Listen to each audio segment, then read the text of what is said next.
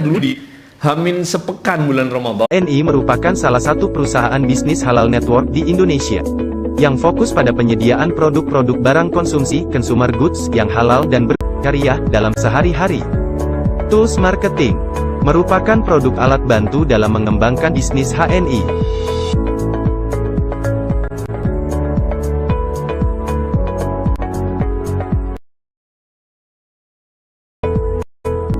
Sama kami di sini di Ngaji From Home Special dengan Ustadz Agung Yulianto. Hari ini kita akan membahas tentang konteks bagaimana kemudian kita bisa bertahan tentu ya dan menjadi pengusaha sukses, versi beliau seperti apa.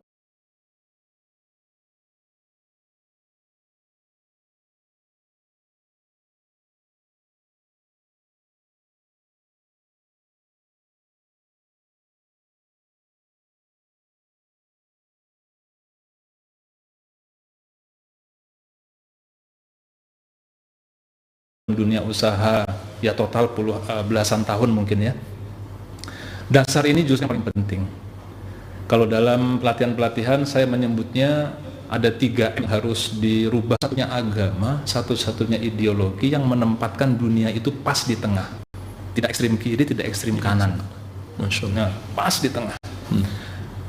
Nah, saat ini pembahasan tentang dunia itu, dunia kan nanti kaitannya sama kita perdagangan, bisnis dan lain-lain. Subhanahu wa ta'ala berfirman, a'udzubillahi minasyaitonirrajim, "Ka khairanil wasiyah majhul," ya, pelakunya tidak disebutkan. Pelakunya adalah Allah Subhanahu wa ta'ala. Diwajibkan alaikum atas kamu, diwajibkan apa? Nah, kita lihat yang domah itu adalah al-mautu. Kulit sudah keriput, sudah sakit-sakitan, itu adalah tanda-tanda kematian. Kalau kita baca di terjemah Departemen Agama pun, itu artinya adalah harta peninggalan yang banyak itu sebagai al-khair. Nah, saudara sekalian, yang lain kemudian juga beliau menyebutkan bahwa sangat menarik. Saat ini kita tinggal hidup di era yang serba membutuhkan materi saat ini. Nggak bisa dipungkiri, kita mau apapun butuh materi. Dan kalau orang memiliki materi, memiliki uang, memiliki wealth, dia akan punya power yang luar biasa. Nah, bayangkan ketika power yang luar biasa ini berada di tangan orang-orang yang tidak baik, orang yang tidak soleh, apa yang terjadi? Maka yang terjadi adalah kerusakan. Maka dalam Musnad Imam Ahmad, Rasulullah SAW bersabda bahwa ni'mal malu soleh lil mar'i soleh au lirujuli soleh, bahwa sebaik-baiknya harta itu kalau di tangan orang yang soleh. Nah, sekarang maka yang terjadi adalah ya, mau apapun saat ini kalau nggak ada sumber daya, nggak kita pegang dunia ini, kita nggak bisa apa-apa. Misalnya sekarang kita melihat ya, pengaruh kekuasaan begitu luar biasa. Iya, betul. Betul ya? Betul. Tempat ada Alexis tuh mau di demo, mau diapain, mau sampai kita keringetan, bahkan apa, nggak bakalan bisa. Tapi dengan tanda tangan seorang gubernur selesai kan? Selesai. Itu peran dari kekuasaan yang luar biasa. Nah, pertanyaan dengan sistem demokrasi sekarang yang kita ikuti untuk menjadi kepala daerah atau kepala negara sekalipun, itu kalau kita nggak punya resources, nggak punya sumber daya, nggak akan bisa. Nah, jadi di sini orang soleh ini harus berjuang, orang yang baik ini harus berjuang gitu untuk mendapatkan ini semua, untuk dia melakukan agar ketika dia memperoleh ini bisa menjadi wasilah, menjadi alat dia untuk berbuat kebaikan. Tengok lagi sekarang betapa banyak saudara-saudara kita yang berada dalam taraf kemiskinan, saudara sekalian, yang hidup makannya pun susah, iya, pendidikan pun susah. Jangan-jangan gara-gara super media gadaikan akidahnya. Itu kewajiban siapa? Itu fardu kifayah. Ingat, itu fardu kifayah. Ketika ini masih ada, maka kewajiban ini melekat kepada kita semua. Berarti kita semua berdosa ketika ini masih terjadi. Berarti belum cukup adanya orang-orang kaya, orang sukses di antara kita. Berlakulah kaidah bahwa man la yutimul wajib illa bihi fahuwal wajib. Ya, apa-apa yang kewajiban itu tidak bisa sempurna tanpa sesuatu, maka sesuatu itu wajib. Menjadi wajib ya. Menjadi wajib. Sekarang itu semua nggak bisa terlaksana kalau nggak ada uang. Maka ini menjadi wajib. Atau dengan kaidah yang lain disebutkan bahwa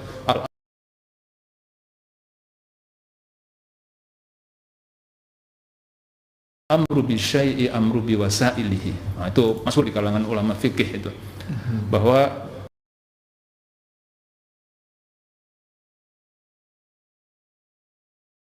perintah atau kewajiban terhadap sesuatu, maka ikut perintah juga kepada wasilah-wasilah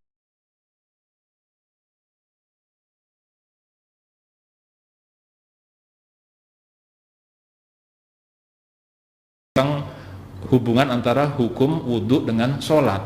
Sholat itu rukun Islam, wajib. Tapi kalau wudhunya nggak sah, maka sholatnya pun nggak sah. Maka wudhu pun harus kita betul, wudhunya jangan sampai nggak sah. Karena kalau wudhu nggak sah, sholat tidak sah. Nah, saudara sekalian, jadi ini menyadarkan kepada kita. Sekarang mungkin di antara pemirsa ada yang sudah Allah berikan kesuksesan dalam tahap tertentu. Sekarang pertanyaan, mari kita renungkan. Kesuksesan yang sudah kita peroleh ini nikmat dari Allah atau tapi nanti baktat. Harta kita dunia, saudara sekalian, nanti akan menjadi wasilah kita masuk surga Allah Subhanahu wa taala. Itu masuk surga belakangan karena banyak yang ditanya dihisab. Nah, iPhone gitu, mungkin ya, barang dagangan. Itu ada dan sungguh aku pernah mendengar Rasulullah berkata demikian dan demikian. Oke, Imam Syafi'i pada awalnya adalah orang yang agak skeptis dengan orang kaya.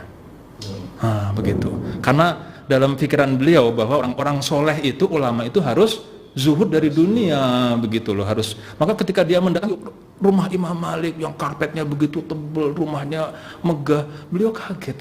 Loh, kok ulama kayak begini gitu kan? Begitu. Itu Imam Syafi'i pada awalnya. Tapi karena beliau ingin berguru, ingin mengkaji kitab Al-Muwatta, maka beliau tetap tapi Imam Malik memahami apa yang ada di kepala daripada Imam Syafi'i, dan kemudian beliau belajar itu kitab Al-Muwatta itu dihafalkan dalam waktu yang sangat singkat, sehingga udah dalam waktu singkat sudah lulus dari Imam Malik. Maka kemudian bertanya Imam Syafi'i, bukan Imam Malik, kemudian mengatakan bahwa kamu harus sekarang udah keluar berguru kepada orang yang lain lagi, yang lebih hebat lagi. Kepada siapa saya harus berguru, wahai Imam Malik? Maka kemudian Imam Syafi'i berkata, kalau seandainya pada saat ini Imam Abu Hanifah masih ada, kamu harus berguru kepada Imam Abu Hanifah. Tapi karena Imam Abu Hanifah sudah tidak ada, kamu berguru kepada muridnya yang paling utama, yaitu Imam Muhammad bin Hasan Asy-Syaibani. Nah, Imam Malik itu tinggalnya di Kufah, di Makkah Madinah, sedangkan Imam Hasan atau Imam Abu Hanifah pun dulu di Baghdad. Maka beliau kemudian diantar langsung oleh Imam Malik ke tempat perjalanan dan diberikan bekal itu, saya lupa 60 atau 80 dinar, itu ada riwayatnya 60 atau 80 dinar ya. Dikasih bekal sama Imam Malik. Beliau sebagai guru ngasih bekal sama Imam Syafi'i. Itu kalau dikurskan 100 juta lebih. Banyak nyangoni malah disangoni ya. Sama gurunya lagi sama gurunya disangoni, subhanallah. Maka berjalan sampailah beliau ke rumah Imam Muhammad bin Hasan Asy-Syaibani. Kalau dulu melihat rumahnya Imam Malik sudah kaget, sekarang melihat rumahnya Imam Asy-Syaibani ini lebih kaget lagi. Lebih kaget lagi. Kenapa? Rumahnya besar luar biasa, begitu masuk lagi ngitungin emas. Masuk tumpukan begitu. Ini ulama itu luar biasa, dia hasasiatul qalbnya, kelembutan hatinya. Tahu Imam Asy-Syaibani itu apa yang di kepala Imam Syafi'i. Kemudian beliau malah bertanya, "Nih kalau seandainya emas-emas ini dikasihkan pada orang fasik saja gimana?" "Jangan ya Imam, kalau itu dikasih orang fasik nanti jadi kemudaratan. Kita kasih orang sembarangan jadi kantong, jangan, nanti malah nggak jadi maslahat, buat Imam saja." Nah udah. Maka kemudian beliau membaca tadi bahwa ni'mal malu soleh lil mar'i soleh. Nah saudara sekalian, baru kemudian berikutnya maka pendapat-pendapat Imam Syafi'i terhadap dunia ini berubah. Bahkan beliau mengatakan kalau dalam sebuah kota ada orang kafir zimmi yang punya rumah taruhlah 1 lantai, maka orang Islam harus lebih dari itu. Jadi izzah harga diri itu harusnya berada di tangan umat Islam gitu. Paling enggak di tangan orang baik, agar apa? Kemaslahatan ini buat seluruh umat, seluruh bangsa dan negara ini. Jangan sampai bahwa ini semua berada di tangan orang yang tidak benar. Ini kewajiban kita buat ngambil, maka kita semangat. Kita ngambil ini bukan buat diri kita. Saya akan kutipkan ini penting banget agar kita nggak salah.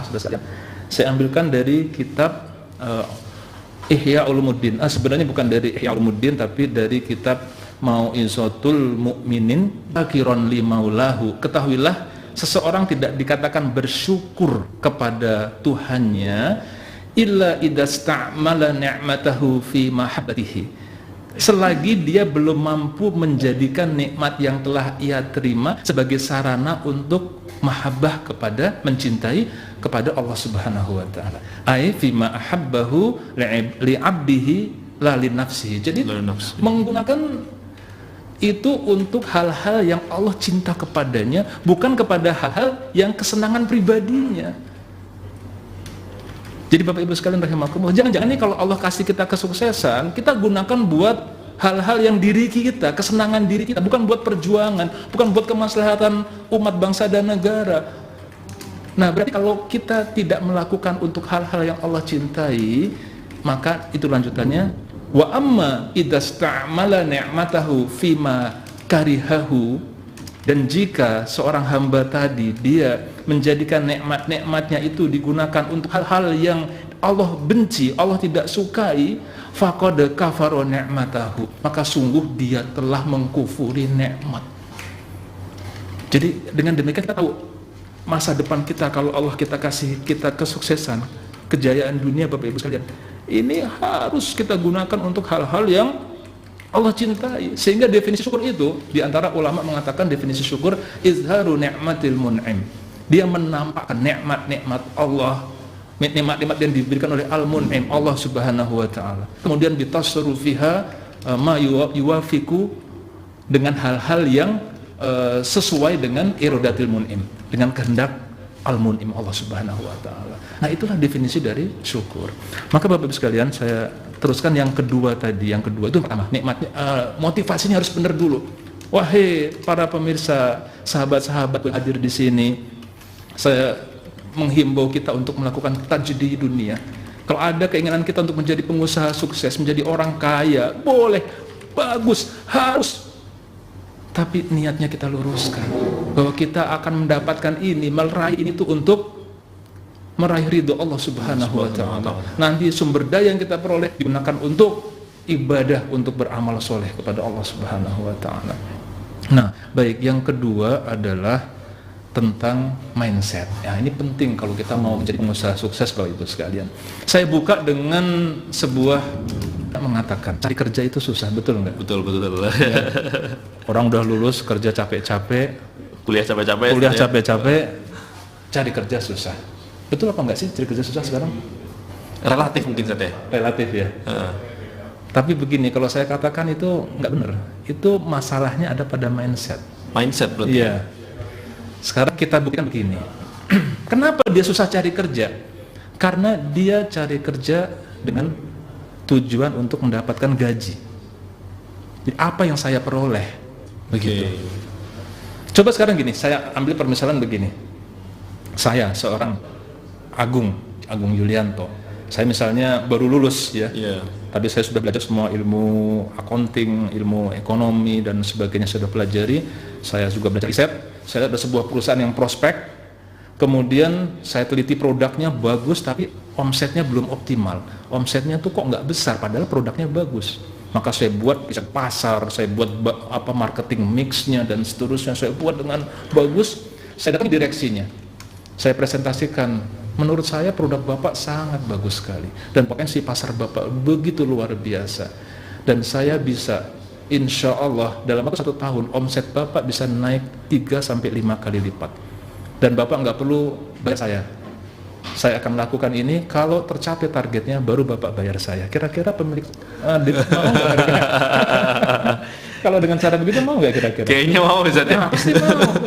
Jadi masalahnya adalah ketika dia berpikirnya apa yang saya dapat, bukan apa yang saya kasih, bisa saya berikan gitu loh. Nah, itu yang sangat luar biasa.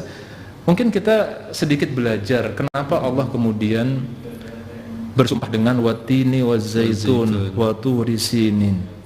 Watini wa zaitun, nama tumbuh-tumbuhan. Wa turi sinin itu bukit Tur. Betul. Tapi kenapa Allah bersumpah dengan nama watini, pohon tin, dan pohon zaitun? Bapak Ibu sekalian, ini filosofinya luar biasa. Nanti dikaitkan dengan ayat sebelumnya, itu dalam surah Al-Insyirah, itu berkaitan.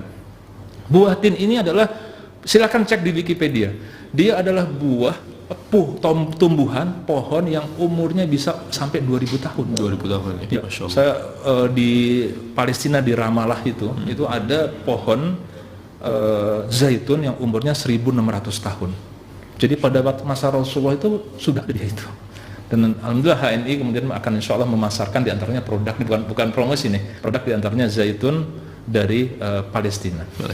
Nah Bapak sekalian, tapi zaitun ini pohon yang luar biasa. Kalau pohon yang lain, kita tahu misalnya pohon sawit ya. Pohon sawit itu kalau dia usianya 4 tahun sudah buah pasir, 7 tahun sudah mulai berbuah, 10 tahun sudah mulai optimal, sampai 15 tahun, 16 tahun. Berikutnya turun. 20 tahun udah tambah sulit, 25 tahun replanting, ditebang, diganti tanam baru. Ya. Tapi kalau pohon zaitun semakin dia tua semakin berkualitas buahnya. Nah, kita tuh diminta belajar dari pohon tin tadi. Satu lagi pohon zaitun. Ini luar biasa. Pohon zaitun itu dia paling bagus tumbuh di daerah yang panas. Semakin dia panas dia semakin bagus gitu. Tapi ada karakter dari pohon zaitun yang luar biasa. Pohon zaitun itu ketika dia nggak dapatkan air sama sekali dan dia sudah tiba masanya berbuah, dia akan selalu berbuah. Dan dia lebih rela menggugurkan daunnya daripada tidak berbuah. Dari pohon zaitun kita bisa belajar bahwa kita seorang pribadi yang baik, seorang muslim atau seorang warga negara Indonesia bisa belajar dari pohon tin ini, bahwa jangan tanya saya dapat apa dari negara, saya dapat apa dari masyarakat, tapi apa yang kita bisa berikan kepada orang lain. Nah, itu yang saya maksud mindset. Kalau kita semua mindsetnya begitu, apa yang bisa kita berikan? Apa nilai tambah yang bisa kita berikan? Enggak ada masalah. Kita bisa belajar Bapak Ibu sekalian bahwa sekarang ini bahkan di dunia marketing itu dikenal namanya paradox marketing. Nah, paradox marketing itu nanti bauran pemasaran yang 4P sekarang jadi 7P sekarang. Nah, tapi dibuat dengan pemahaman bahwa intinya sebenarnya mengambil dulu perang Yahoo sama Google itu. Ingat ya? Tahun-tahun saya masih kuliah dulu di Fasilkom dulu, itu masih zamannya Yahoo. Bicara search engine ya Yahoo, nggak ada itu. Nggak ada Google ya, iya. belum muncul Google. Belum muncul dulu kan. Tapi apa yang terjadi? Yahoo ini pemimpin pasar, tapi pelit fitur. Di page-nya, di landing page-nya itu terlalu banyak isinya gitu, promosi, iklan dan sebagainya. Tapi Google memberikan benefit, ngasih fitur. Emailnya lebih banyak kapasitasnya dan seterusnya. Orang sekarang udah nggak kenal Yahoo, betul nggak? Iya betul. Udah nggak kenal Yahoo, berubah. Jadi kembali, saya menarik, saya kemudian menemukan ini di kitabnya Ibnu Qayyim Al-Jauzi, Wabilus Soyib. Ini rupanya orang-orang mereka pun, ya orang-orang bukan Muslim pun. Ini saya baca dari kitab aslinya. Ini menarik sekali. Fa inna lis-shadaqati ta'siron ajiban. Dan sungguh bahwa pada sedekah itu adalah ada hasil yang sangat ajaib, sangat mengagumkan. Fi daf'i anwa'il bala, dalam menolak bermacam-macam bala. Walau kanat min fajirin aw min zolimin bal min kafirin. Ya. Bahkan pun sedekah yang dari orang fajir, orang berdosa, orang zolim, orang kafir. Jadi orang kafir ini kalau mereka sedekah dalam tanda petik CSR, memberikan kepada masyarakat, maka Allah kasih itu balasannya mungkin hanya di dunia, bukan mungkin, pasti hanya di dunia saja. Sehingga kita mengenal bahwasanya orang-orang kaya dunia, Bill Gates dan lain-lain itu CSR-nya luar biasa, ya besar sekali. Kita kok kalah gitu loh. Jadi jangan sampai kemudian hal ini manfaat kepada manusia ini kita kalah. Bukankah Rasulullah bersabda bahwa khairukum anfa'uhum linnas, sebaik-baik dari kamu adalah yang paling bermanfaat bagi manusia. Tuh. Ini dalam kitab sekali lagi Wabilus Soyib dari Ibnu Qayyim Al-Jauzi. Kemudian lanjutannya menarik, saya baca saja ya. Fa innallaha ta'ala, dan sungguhnya Allah Ta'ala yadfa'u biha anhu anwa minal bala, dan Allah Subhanahu wa taala menolakkan dari sedekah tadi bermacam-macam bala. Jadi sekarang kita lagi dalam wabah ini, wabah dan bala COVID ini. Salah satu resepnya ini adalah sedekah. Ya. Wa hada amrun ma'lumun 'indan nasi khassatihim wa 'amatihim. Dan bahwa sedekah itu akan menolak bala, memberikan manfaat bagi pemberinya. Hal itu adalah wahada amrun ma'lumun, adalah hal yang sangat disepakati, yang diketahui, yang endanasi di sisi manusia, khawasatihim wa amatihim. Perhatikan, wa ahlul ardi kulluhum makrunun bihi li'annahum jaribuhu. Dan penduduk bumi ini menyepakati hal ini dan telah membuktikannya. Jarbuhu ini dari kata jariba, ya jeribu, maka jeribat. Jeribat itu adalah eksperimen. Jadi telah membuktikan dengan eksperimen, telah terbukti bahwa orang yang semakin banyak memberi, dia akan mendapatkan. Jadi saudara sekalian, jangan tanya kita dapat apa, tapi kita bertanya adalah apa yang bisa kita beri. Karena kita dapat apa, itu sudah keniscayaan. Hal jazaul ihsan illal ihsan. Bukanlah tidaklah kebaikan melainkan balasannya kebaikan. Jadi tugas kita hanya memberikan ihsan saja. Nah, dengan memahami ini saudara sekalian, itu kita insya Allah, saya yakin ini diantara kunci sukses yang kedua tadi. Tinggal sedikit lagi, bahkan saudara sekalian, kalau kita dalam berbisnis, dalam berusaha di dunia ini, ya, kita mengalami kesulitan-kesulitan, tahukah kita di mana kuncinya? Di mana kita bisa mengatasi hal tersebut? Dan ini kalau tadi di kalangan manusia, di kalangan ahlul ardi adalah merupakan sebuah hal yang maklumun, ya, yang makrunun, yang sudah disepakati. Ini harusnya buat orang-orang beriman itu lagi lebih maklumun lagi harusnya. Apa itu saudara sekalian? Bahwa sedekah ini itu akan membuat kita terhindar atau terbebaskan dari kesulitan-kesulitan. Apa dalilnya? Silakan cek surah At-Tolak ayat 7. Surah At-Tolak ayat 7 ini, Bapak Ibu sekalian, memang sejatinya ini adalah untuk para suami terhadap istri yang ditalak. Itu sejatinya itu. Tapi kalau kita baca kitab tafsir, diantaranya dalam tafsir Ibnu Katsir, nah ini menarik ini, bahwa kemudian ketika membahas ayat ini diceritakan bahwa suatu ketika Umar bin Khattab radhiyallahu an ketika menjadi khalifah, beliau melihat kondisi sahabat Abu Ubaidah radhiyallahu an dalam kondisi yang sangat papa, makanannya apa adanya, kemudian bajunya kasar. Ini dalam kitab Ibnu Katsir, ya. Maka kemudian Umar bin Khattab memanggil seseorang dan meminta kemudian untuk tolong bawa, dikasih 1000 dinar. Tolong kasihkan Abu Ubaidah. Nah, 1000 dinar. Coba kalau dikali kurs itu berapa itu? Banyak itu, 1000 dinar itu. Sekarang 1 dinar 4 gram emas, 1 gram 800.000. sekarang. Ya, taruh 800.000 udah gampang ya. Berarti 800 kali 4 3,2 juta. Ini 1000, aduh, saya nggak bisa ngitung. Masya Allah, ya. Dikalikan 1000. Tapi kemudian Umar bin Khattab radhiyallahu an kasih pesan kepada orang utusannya tadi, sesudah kamu kasih, tolong perhatikan apa yang dilakukan oleh Abu Ubaidah radhiyallahu an. Maka pergilah orang tadi menyerahkan 1000 dinar. Kemudian dia amati, dia pergi pamit diri, diamati apa yang dilakukan oleh Abu Ubaidah.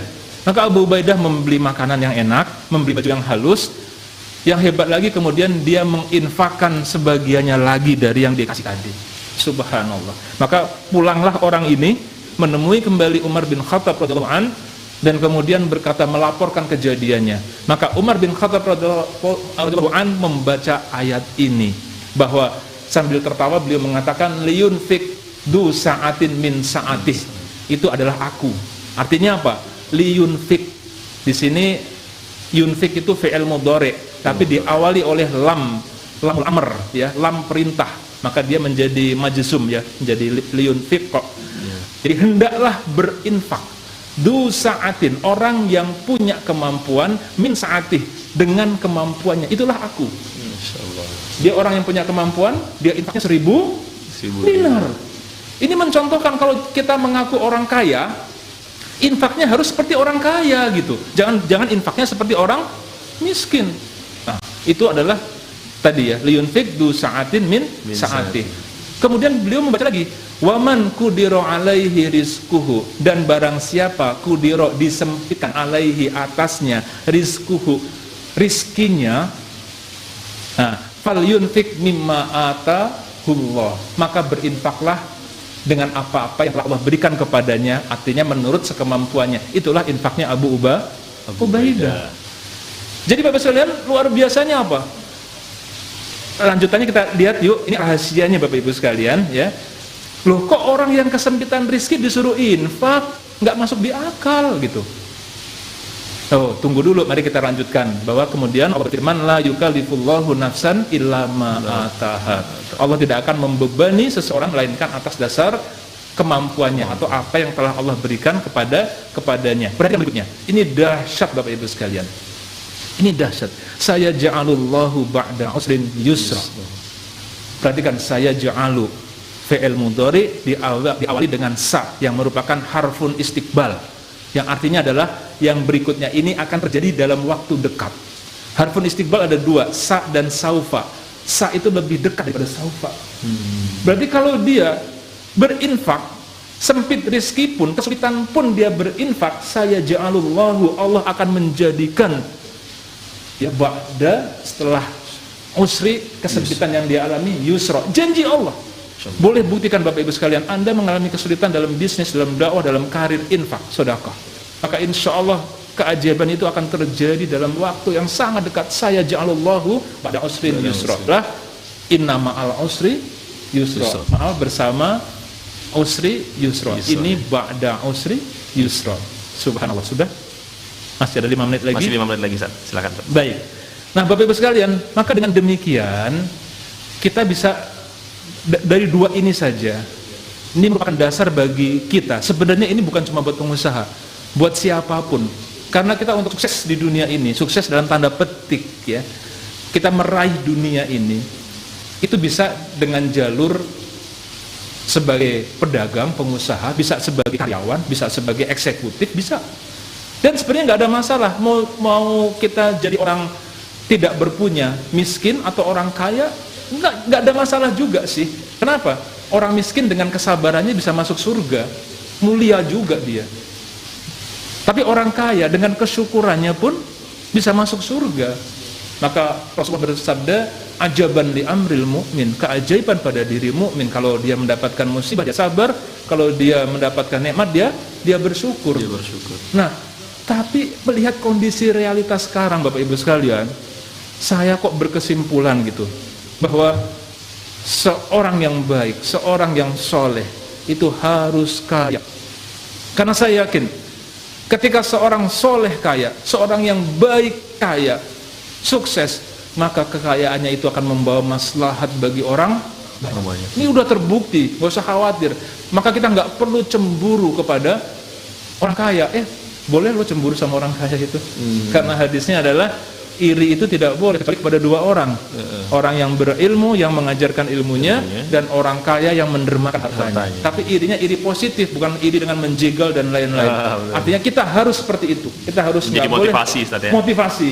Irinya iri motivasi. Orang yang berilmu dan dia mengajarkan ilmunya, orang yang kaya dan dia mendermakan hartanya. Ini yang harus kita lakukan. Nah, dengan demikian maka insya Allah kita yakin Bapak Ibu sekalian, ketika seorang baik, seorang soleh itu kaya, sukses, maka dia akan memberikan maslahat.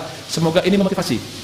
Sehingga yang saya perhatikan begini, di akhir ini saya ngajak kita merenung ya.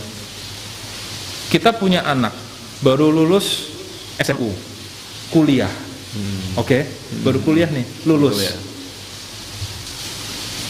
Kadang-kadang yang salah adalah anak yang baru lulus ini, baru memasuki kehidupan yang sebenarnya ini, dijejali dengan harus zuhud. Harus kita menempatkan dunia itu di belakang. Betul, itu betul. Tapi ketika kalimatul haq ditempatkan tidak pada proporsinya, jadi bermasalah. Maksud saya apa?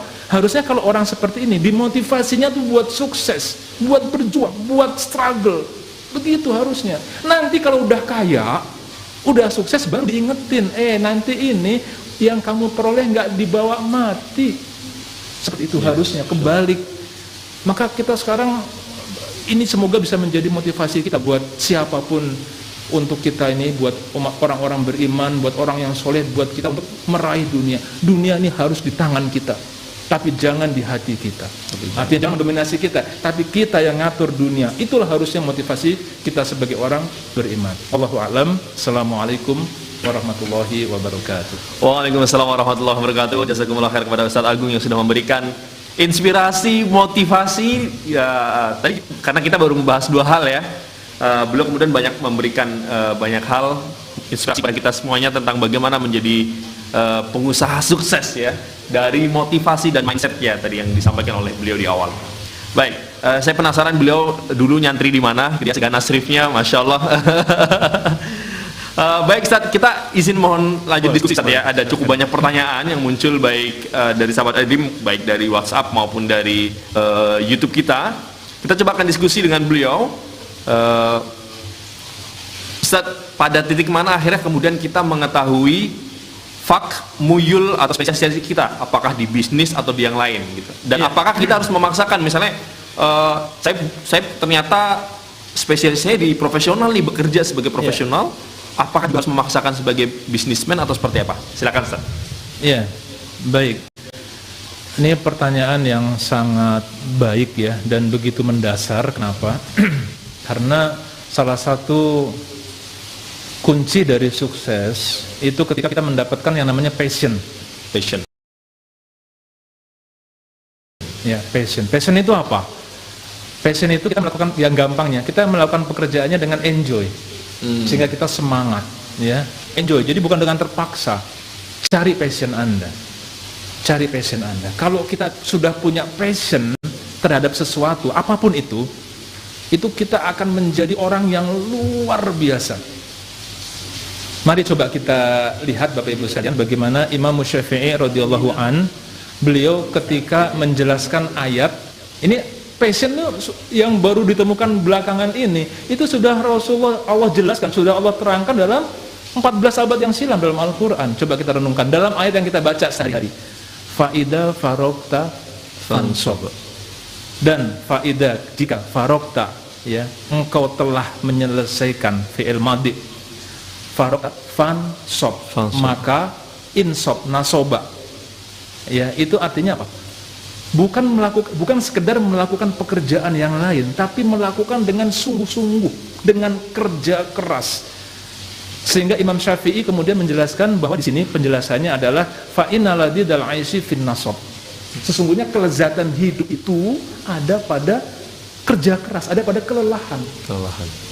Jadi Bapak Ibu, kita kalau bisa memahami kehidupan, apa sih makna bahagia, senang itu bukan kita enak-enakan, makan enak, plesir ke sana kemari, tamasya, rekreasi, menikmati mobil mewah saja dan lain-lain. Bukan itu, bukan.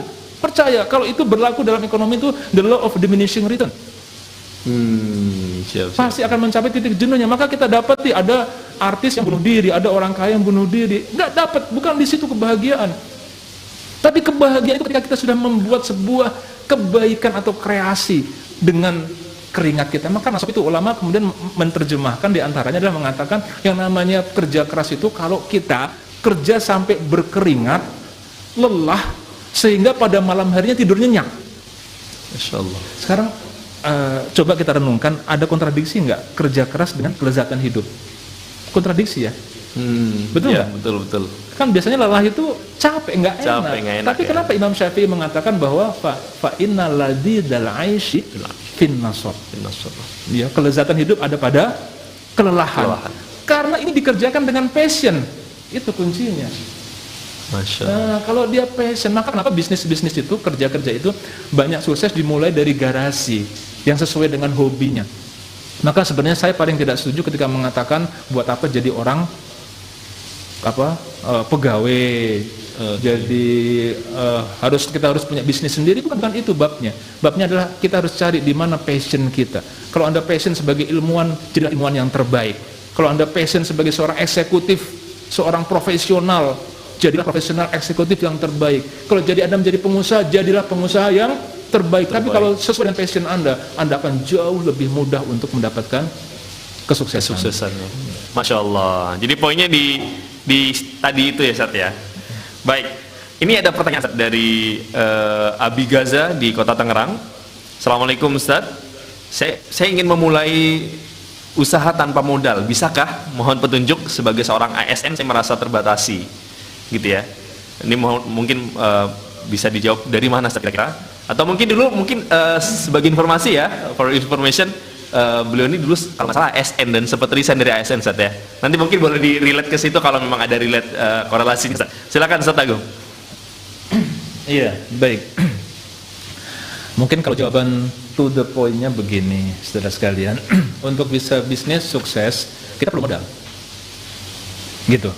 Kita perlu modal. Modal di sini maksudnya adalah yang pertama jelas modal dana. Tapi kita harus sadari bahwa untuk memperoleh modal itu ada caranya.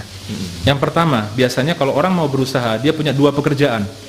Satu pekerjaan buat jangka pendeknya, buat cash cow-nya. Buat apa? Cash cow itu artinya apa? Sumber uangnya ya. Bisa ikut proyek, bisa jual beli barang. Pokoknya ada peluang menghasilkan uang, dia ikut. Nah ini, yang salah kebanyakan kita adalah dia melakukan pekerjaan jangka pendek, harusnya cuma buat dapat uang digunakan buat konsumtif, itu salah. Harusnya dapat uang dia gunakan buat bisnis jangka panjangnya. Nah bisnis jangka panjang ini yang akan dia pikirkan buat dia jalani sampai bertahun-tahun kemudian, begitu.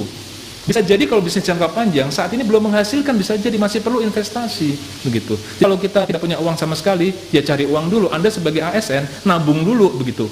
Cara pertama nabung. Cara kedua, zaman sekarang, apalagi sekarang peer-to-peer lending, ya itu bisa dimulai dengan cara yang seperti itu. Sehingga orang lain juga percaya ya Ustaz ya. Orang lain percaya. Mau invest tuh nggak ragu ya. Iya, Oke. iya. Baik, jazakallah khair. Jadi kalau kita mau usaha yang tadi, mau usaha ya, saat ini yang dengan modal nol. Cara Rasulullah dan lain sebagainya. Ya, terima kasih Ustaz. Iya. Muslim adalah memberi bukan semakin habis gitu. Intermediary yang tidak maklar. Broker. Broker. Intermediary yang tidak memberikan manfaat, tidak memberikan nilai tambah akan habis. Tokopedia, Bukalapak itu intermediary juga, tapi atut untuk kreativitas ya ke depan buat sukses dalam era sekarang.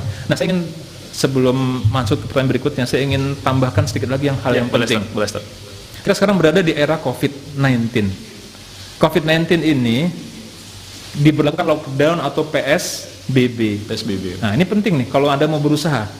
Kenapa? Para ahli mengatakan inilah disruption terbesar sepanjang sejarah. Apa artinya? Kalau masa sebelum pandemi itu disebutkan sebagai masa normal, sekarang ini masa pandemi, setelah pandemi berakhir, after pandemi ini normalnya sudah berbeda dengan normal di sebelumnya. Dia disebut dengan masa new normal, yang ini berbeda sekali. Mohon diperhatikan, siapapun yang tidak mengantisipasi new normal ini akan habis. Oke, sekarang kita berada di masa pandemi. Plus lagi kita berada di bulan Ramadan. Coba kita memperhatikan sunatullah dalam diri kita. Kita ada siang dan malam. Di malam kita istirahat. Itu konsolidasi. Di bulan Ramadan, 11 bulan kita bekerja, 1 bulan kita konsolidasi. Konsolidasi itu takwiyah, penguatan, kita memperkuat diri. Berarti di saat konsolidasi ini, kita bukan diam, bukan rebahan. Tapi kita mempersiapkan diri untuk memasuki saat new normal ini. Karena kalau kita nggak kompatibel dengan saat new normal ini, tergilas habis. Apa yang beda? Saat ini semua sudah serba online diantaranya ini ya. Maka kalau Anda belum bisa online, harus bisa. Soal nanti cara online-nya bagaimana, nggak mungkin saya jelaskan di sini. Itu banyak training-training digital marketing dan lain-lain. Ya. Pokoknya intinya zaman ke depan, masa depan ini masa yang berbeda yang harus kita siapkan di saat ini. Ya. Betul ya, Masya Allah. Betul, ini disruption terbesar dalam sejarah Ustaz ya. Baik, kita masuk ke pertanyaan berikutnya Ustaz. Ini berkaitan, kita masih di YouTube cukup banyak pertanyaan Ustaz ya. Oke, Assalamualaikum Ustaz. Motivasi bisnis adalah dengan keridhaan Allah, tapi awal-awal bangun bisnis banyak menyita waktu, tenaga agar berhasil Ustaz. Sebagai resikonya ibadah kita kepada Allah terganggu. Gimana Ustaz kita mensikapinya Ustaz? Padahal Ustaz. Saudara sekalian, kita perlu buat melakukan refleksi di sini. Begini, ketika Rasulullah SAW Isra Mi'raj, kan naik Isra Mi'raj sampai ke Sidratul Muntaha dan bertemu dengan Allah Subhanahu wa taala. Betul ya? Saya tanya, kenikmatan apa yang lebih daripada bertemu Allah? Gak ada. Bahkan ketika nanti kita di surga sudah mendapatkan kenikmatan yang luar biasa, udah puas banget kita itu di surga. Kemudian Allah akan menawarkan, maukah kamu aku berikan kenikmatan lagi yang lebih jauh lebih dari ini semua? Ya Allah, apa lagi yang lebih dari ini? Gak ada lagi. Ternyata melihat wajah Allah. Nah sekarang Rasulullah sudah melihat wajah Allah pada saat tersebut. Harusnya udah puncaknya kenikmatan, gak usah balik lagi ke dunia. Betul nggak? Tapi Rasulullah memang diperintahkan dan memilih untuk kembali ke dunia, bergelut lagi dengan orang, bertemu dengan orang-orang yang nggak benar, berperang bahkan, tarung dan sebagainya dengan intrik, tipu daya dan lain-lain.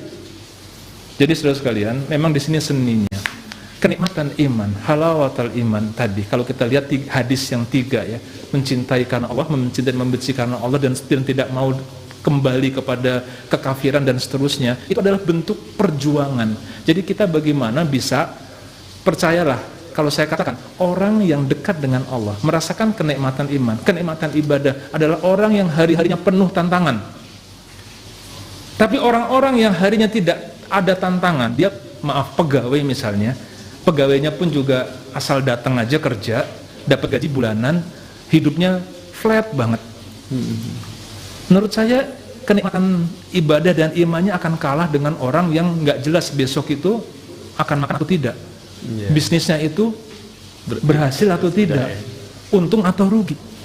Jadi munajatnya sama Allah tuh beneran, ya Allah, nangis malam-malam, tahajud minta sama Allah Subhanahu wa taala. Nah, itu yang benar. Jadi harusnya tantangan hidup ini menambah keimanan kita, menambah kelezatan ibadah kita, kelezatan keimanan kita. Nah, cari, kalau kita bisa mendapatkan itu, insya Allah kalau kita diberikan Allah kesuksesan, itu adalah nikmat dari Allah. Tapi kalau semakin kita sukses, malah semakin lalai, semakin gak bisa menikmati ibadah, zikir, tilawah Quran kita, nah, kita waspada. Jangan-jangan kesuksesan itu istidraj yang Allah berikan kepada kita. Baik Ustadz, terima kasih. Ini ada pertanyaan berikutnya. Cukup banyak yang bertanya Ustadz, boleh Ustadz ya? Kita masih ada waktu sekitar 15 menit lagi. Semoga bisa menjangkau semua pertanyaan dari sahabat dari sekalian. Assalamualaikum Ustadz, mau nanya, sekarang ini sangat sedikit orang Islam yang kaya karena berbagai doktrin yang salah tentang harta dan kekayaan. Lalu bagaimana caranya mendorong anak-anak muda nih Ustadz untuk menjadi pengusaha sukses sehingga kemudian menjadi muslim yang kaya ke depannya? Fokus menjadi anak muda, gimana Ustadz? Iya, betul. Saya sepakat itu, dan itu saya ungkapkan dari di awal kan, bahwa kalimatul haq, kalimat yang benar, tapi ketika disampaikan tidak proporsional, hasilnya itu bisa nggak benar, bisa nggak benar. Ya misalnya orang masih muda, ayat-ayat yang diberikannya adalah ayat-ayat tentang menjauhi dunia, jangan kita tamak dengan harta dan seterusnya, itu benar semua. Maka kita sekarang harus pada saat ini buat komunitas, atau kita membuat harus bersama-sama dengan para anak-anak muda ya, yang usia-usia milenial ya, dan harus bisa dengan bahasa mereka. Kita, kalau model saya ini kan kolonial kata orang kan, kolonial. Udah nggak nyambung lagi ngomong dengan milenial gitu kan. Tapi nilai-nilainya harus kita tanamkan, harus sukses, mereka harus punya kemampuan yang nggak kalah dengan orang-orang lain begitu. Saya akan coba lihat orang lain, mereka nggak segan-segan buat berjuang habis-habisan, ya. Kita juga harus begitu. Sehingga saudara sekalian, ini saatnya mereka buat berbuat. Saya ketemu dengan pengusaha keturunan ya, dia mengatakan begini, bahwa ya kita sekarang juga mengalami masalah yang sama dengan anak-anak kita. Dia bilang generasi kami, generasi ayah kami, generasi pertama, dia yang membangun. Generasi kedua, dia yang menikmati. Generasi ketiga, generasi yang menghancurkan. Ini jangan sampai terjadi, itu terjadi. Nah, di sini kita akan terjadi hal yang begini, saudara sekalian. Kita akan ketemu kata para ahli motivasi bahwa yang paling berbahaya pada diri seseorang adalah kemapanan. Ini menjawab dari Kemapanan, keluhan dari pengusaha yang tadi, yang dia sebelumnya. mengatakan demikian. Ya. Kenapa? Karena anak-anaknya ini hidup dalam kemapanan, Ya, betul, kurang struggle, kurang tough. kurang tough, dia kurang diberikan challenge, semua serba ada, lengkap. Akhirnya apa? Lembek gitu.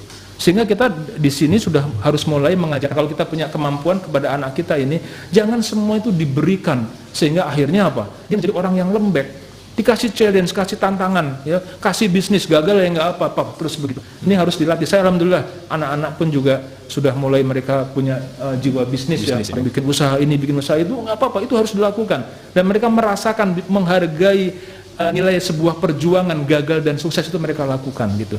Nah ini harus ditempa, orang tua lah yang menempa, dan cari komunitas yang positif. Maka saya mengajak kepada, alhamdulillah teman-teman saya itu ada buat semacam grup-grup ya, ada fighter muda.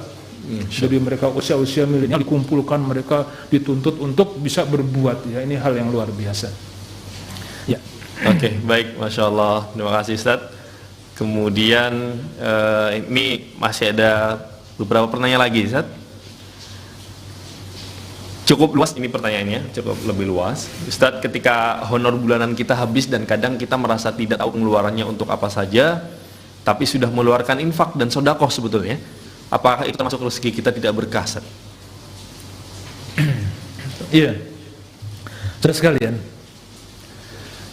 saya ingin, mungkin ini sudah mendekati ya. Ya, betul. Nah, saya ingin menutup dengan sebuah kunci sukses yang nanti relevan dengan pertanyaan tadi.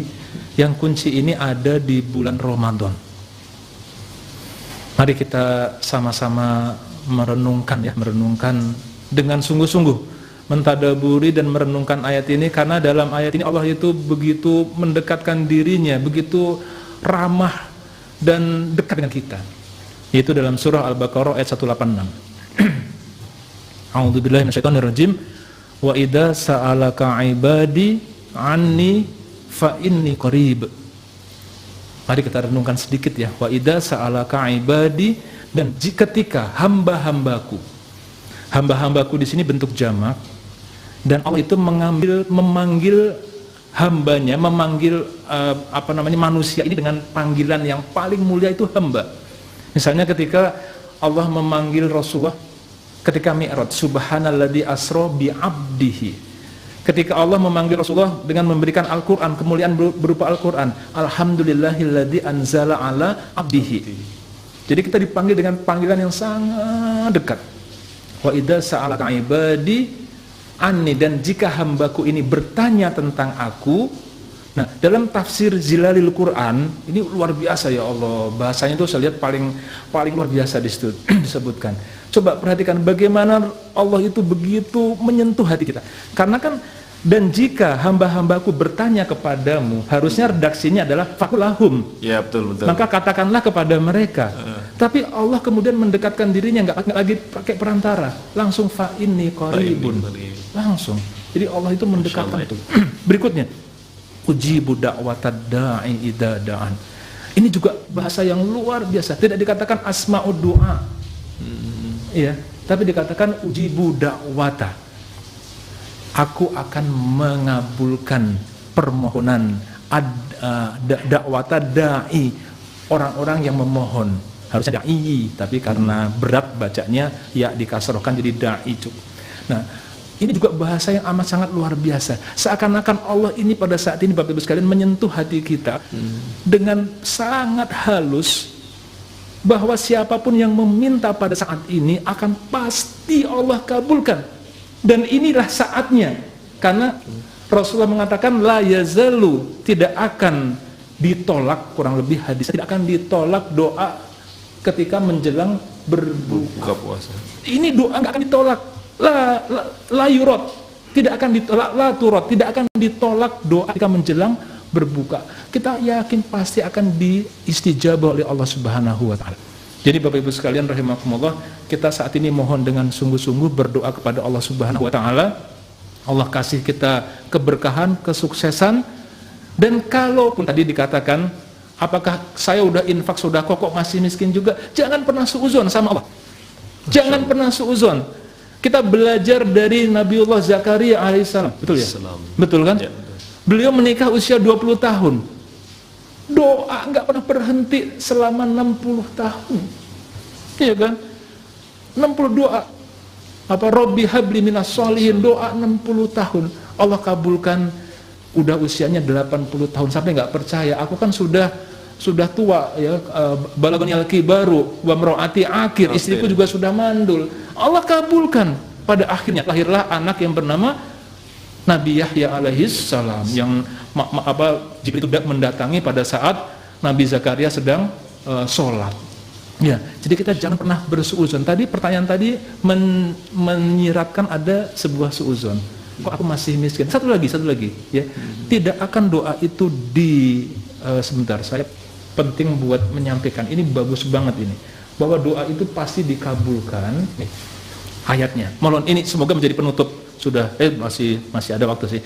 La yazalu ya yustajabu lil abdi, akan senantiasa dikabulkan doa seorang hamba malam yad'u bi ismin au qati'ati rahmin, selama doanya itu tidak dalam rangka perbuatan dosa dan memutuskan hubungan keluarga, dan malam yastajil, dia tidak tergesa-gesa, tidak istijal. Maka kila berkata seorang sahabat, ya Rasulullah, wahai Rasulullah, wa mal istijal, yang bagaimana yang tergesa-gesa itu? Dan kemudian Rasul berkata, orang yang tergesa-gesa itu adalah yaqulu, orang yang berkata qad da'autu wa qad da'autu falam ara yustajabuli. Aku udah berdoa, tapi aku melihat gak kunjung dikabulkan. Tadi Bapak Ibu sekalian, kok aku sudah infak, sudah segala macam, kok nggak kunjung dikabulkan? Cocok nggak? Mirip ya? Mirip. Nah, ketika ini terjadi, fayastahsiru inda dzalika wa yad'u du'a. Nah, orang yang kayak begini, orang yang tergesa-gesa tadi, kemudian dia putus asa dengan doanya, dia berhenti berdoa. Jadi kita jangan pernah untuk bersuuzon kepada Allah. Ini ana inda zonni abdi bi. Aku ini, kata Allah dalam hadis qudsi, menurut prasangka hambaku.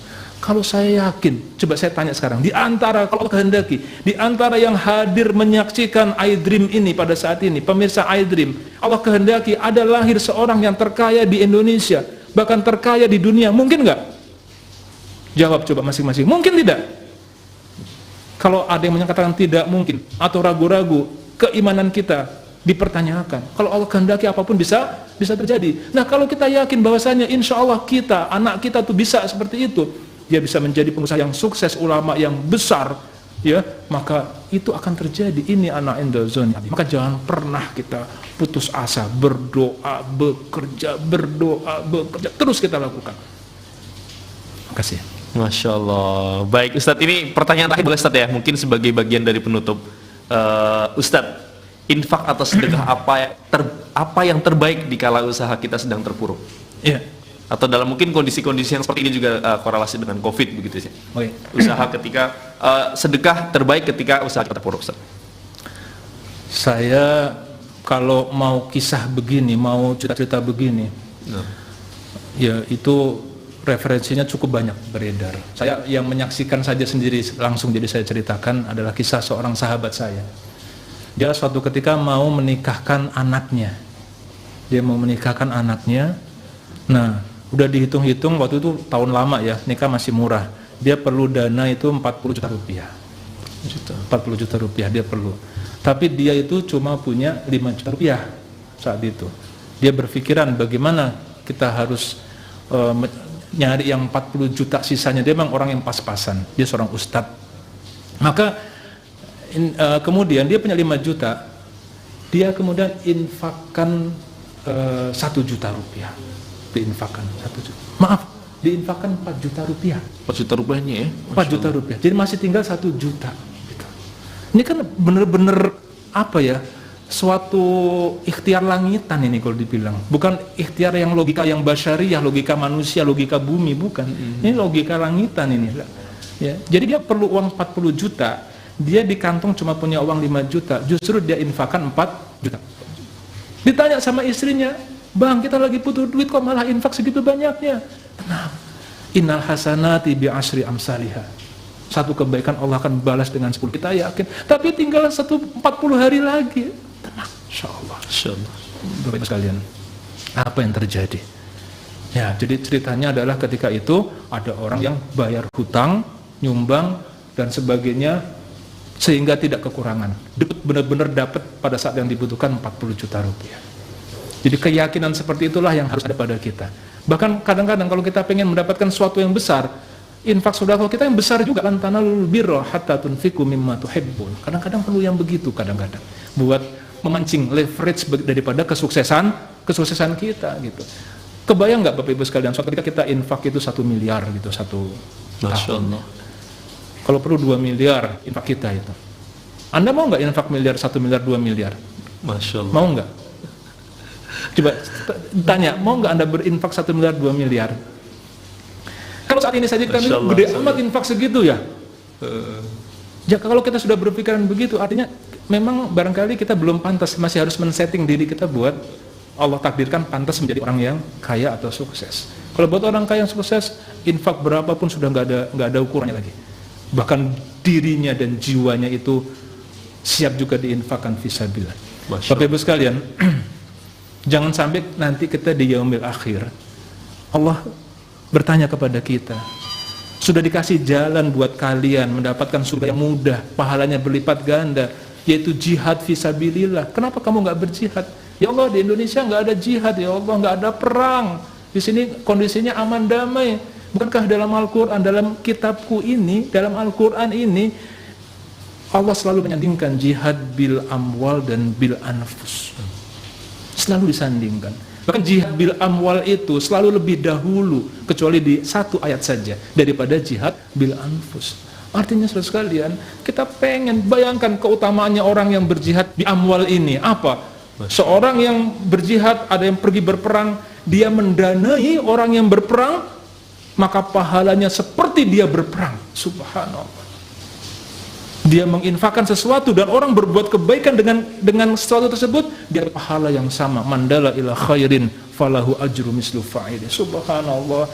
Memang ada kelebihan-kelebihan orang kaya, itu ada kelebihannya. Sehingga suatu ketika ada sahabat yang curhat ke Rasulullah, ya Rasulullah, kok enak banget ya orang kaya ya. Kita sholat, dia sholat juga, kita puasa, dia puasa juga. Tapi dia bisa infak, sedekah, mendanai orang berjihad dan lain-lain. Kita kagak bisa ya Rasulullah. Kata Rasulullah, tenang, saya kasih rumus. Kalau kamu melakukan ini, maka kamu seperti mereka kondisinya. Apa? Baca tasbih 33 kali, tahmid 33 kali, kemudian subhanallah walhamdulillah, dan takbir 33 kali. Maka senang para sahabat tadi, sahabat yang miskin tadi senang, pulang dia mengamalkan. Tapi seminggu kemudian datang lagi, ya Rasulullah, orang kaya udah tahu juga ya Rasulullah, mereka juga melakukan hal yang ini. Nah kata Rasulullah, tiap orang ada kadar kebaikannya. Jadi memang Bapak Ibu sekalian, nikmat menjadi orang kaya tapi bukan menikmati dunia, tapi nikmat ketika dia bisa panen pahala dengan kinya tadi, dan itu menjadi tabungannya nanti ketika menghadap Allah Subhanahu wa taala. Itulah yang menjadi idaman kita semua. Baik, Masya Allah. Terima kasih banyak kepada Ustadz Agung Yulianto yang sudah memberikan lebih banyak tazkirah ya, lebih banyak tazkiyah ya di hari ini, sekaligus juga berisi tentang konteks inspirasi dan motivasi kepada kita, bagaimana kemudian bisa menjadi pengusaha yang sukses atau muslim yang sukses, tanda kutip ya. Tadi dengan mungkin belum menyampaikan dengan spesialisasi kita masing-masing begitu. Dan luar biasa beliau sudah menyampaikan banyak hal berkaitan dengan motivasi, mindset menjadi muslim yang sukses. Ustaz, ada closing statement yang ingin disampaikan? Cukup tadi. Oh, cukup. Udah baik. Dan pas juga ya, waktu kita sudah cukup. Terima kasih banyak Ustaz dan keluarga besar HNI yang menjadi sponsor acara Ngaji From Home sejak pertama sampai hari ini. Semoga Allah berikan balasan dengan sebaik-baik balasan insyaallah ya. Baik, sahabat dan sekalian, kita cukupkan. Mohon maaf kalau tadi ada beberapa pertanyaan yang mungkin belum bisa kita tanyakan Ustaz ya. Semoga bisa kita diskusikan di sesi berikutnya, karena tadi beliau menyampaikan ada 3M ya. Beliau baru menyampaikan 2M, semoga beliau nanti berkenan di akhir-akhir Ramadan atau mungkin di next setelah Ramadan ya, 1M lagi tentang metode tadi Ustaz ya. Baik, terima kasih sahabat dan sekalian. Kita sampaikan terima kasih juga kepada HNI yang sudah menjadi sponsor utama kita di Ngaji From Home dari awal seri sampai hari ini. Semoga Allah beri balasan dengan sebaik-baik balasan. Dan terima kasih, jangan lupa saksikan terus Ngaji From Home di setiap hari. Subscribe iDream. Oke, jadi ya setiap hari jam 10 sampai jam 11.30 untuk fokus di ngaji kitab hadis Arba'in Nawawi, dan di sore hari dengan tematik di pukul 16 sampai pukul 17.15 waktu Indonesia Barat. Untuk sahabat iDream sekalian yang belum subscribe, jangan lupa ya. Tadi dikatakan sama beliau gitu ya, subscribe channel iDream. Kita lagi duet juga nih sore hari ini dengan HNI TV. Jadi untuk sahabat iDream yang belum subscribe di HNI TV juga boleh subscribe, atau bisa saling subscribe ya. Yang lagi nonton di HNI TV boleh subscribe di iDream TV, yang lagi nonton iDream TV boleh subscribe juga di HNI TV. Baik, terima kasih. Saya rasa cukup sekian saja. Sekali lagi terima kasih sudah memberikan inspirasi kepada kita semuanya. Mari sama-sama kita cukupkan dengan bacaan hamdalah, alhamdulillahirabbil alamin, dan doa penutup majelis. Subhanakallahumma wa bihamdika asyhadu an la ilaha illa anta astaghfiruka wa atubu ilaik. Jangan lupa kita mendekati maghrib, kita lanjutkan doa terbaik kita untuk diri kita, keluarga kita, juga untuk bangsa kita. Baik, terima kasih. Jazakumullah khair. Saya Farudin Alwi mohon pamit dari ruangan Anda beserta kru yang bertugas. Mohon pamit. Mohon maaf bila ada kesalahan. Terima kasih. Assalamualaikum warahmatullahi wabarakatuh. Waalaikumsalam. HNI merupakan salah satu perusahaan bisnis halal network di Indonesia yang fokus pada penyediaan produk-produk barang konsumsi, consumer goods, yang halal dan berkualitas. Produk HNI memiliki 5 kategori. Herb produk merupakan produk dari ekstrak herba pilihan yang diramu secara khusus dan higienis sehingga memberikan manfaat yang maksimal bagi kesehatan. Health food dan beverage adalah produk makanan dan minuman yang berkualitas tinggi, membantu menjaga kebutuhan kesehatan keluarga. Kosmetik dan home care merupakan produk perawatan sehari-hari untuk menjaga kesehatan dan kebersihan diri dan rumah tangga. Fashion dan lifestyle adalah produk untuk memenuhi kebutuhan sandang dan gaya hidup yang syariah dalam sehari-hari. Tools marketing merupakan produk alat bantu dalam mengembangkan bisnis HNI.